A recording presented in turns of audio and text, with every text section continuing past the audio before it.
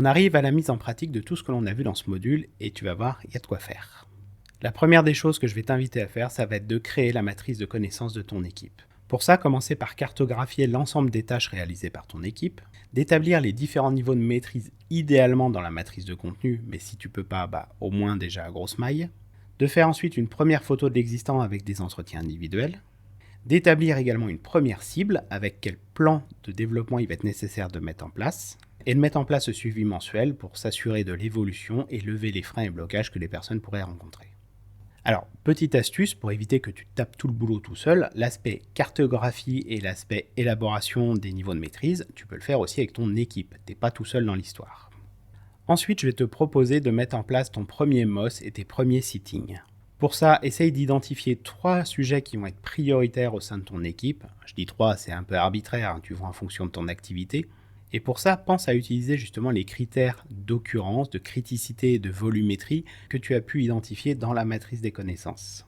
Je t'invite ensuite à créer donc ces 3 premiers MOS, de réaliser ensuite des sittings justement au travers de ces MOS pour bien les valider et les faire évoluer au besoin, et ensuite de les ranger dans un dossier partagé pour que tous les membres de l'équipe puissent y avoir accès. Je vais t'inviter ensuite à mettre en place tes one-to-one réguliers, idéalement toutes les semaines, au pire une fois par mois. Et pour ça, il va falloir déjà présenter la démarche à l'équipe, pourquoi tu le mets en place, qu'est-ce qui va se passer pendant ces entretiens, etc. Je t'invite après à lancer une première invitation d'1 heure à la personne, et lors de ce premier one-to-one, de valider la mise en place d'une récurrence et de la fréquence qui sera bien adaptée à la personne. Et je t'invite également à bien créer tes fiches de suivi pour être sûr de retrouver tes jeunes lorsque tu vas piloter les one-to-one d'un mois à l'autre, par exemple. Je vais t'inviter ensuite à mettre en place du feedback. Je t'avais dit, il y a beaucoup à faire dans ce module. Et donc, le feedback, il va falloir commencer à annoncer la démarche au sein de ton équipe. Tu vas pouvoir diffuser éventuellement aussi cette formation aux membres de ton équipe, justement, pour qu'ils puissent comprendre la démarche, comprendre comment ça fonctionne. À toi de voir si tu veux la donner en l'état et je te donne l'autorisation de le faire, ou si tu veux, toi, la faire à ta sauce. Fais comme tu le souhaites.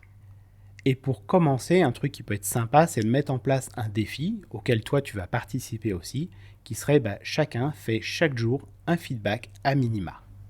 Sur l'aspect favoriser la motivation, tu vas pouvoir identifier déjà toi où tu en es. Tu te rappelles avec cette grille où par rapport aux différents besoins, je te demandais de mettre sur une note de 0 à 10 où est-ce que toi tu te situais. De faire identifier ensuite par les différents membres de l'équipe eux où est-ce qu'ils en sont. D'identifier ensuite les freins et les besoins qu'il va falloir remplir pour que ce soit OK.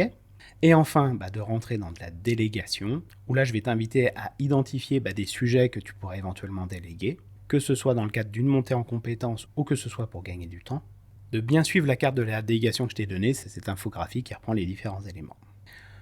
Voilà, je pense que tu as de quoi faire pour ce module. Prends le temps comme ça de mettre en place les différents éléments, et après on se retrouve dans le module suivant.